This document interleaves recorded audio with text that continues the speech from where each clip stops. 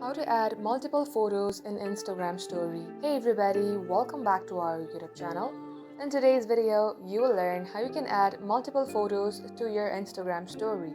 So without any further delay, let us jump right into the process. Start by opening up your Instagram app and get logged into your Instagram account. Tap on your story to add a story on your top left. Then tap onto camera icon. From here, let's go ahead and take a blank photo. As you do so, you will see a sticker icon on your top page. Tap onto it. From here, tap onto the photo option. This will open up your gallery section. From here, tap onto any photo that you would like to add first. Tap on more. Just like so, you can also change the shape of the photo that you added. Now, this being the first photo, in case you would like to add more photos, repeat the process, tap onto the sticker icon and tap onto photo.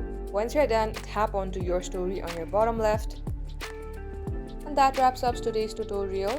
Thank you for watching the video till the very end. In case it had helped you in any ways, then do like and subscribe. We will catch you up in our next upload.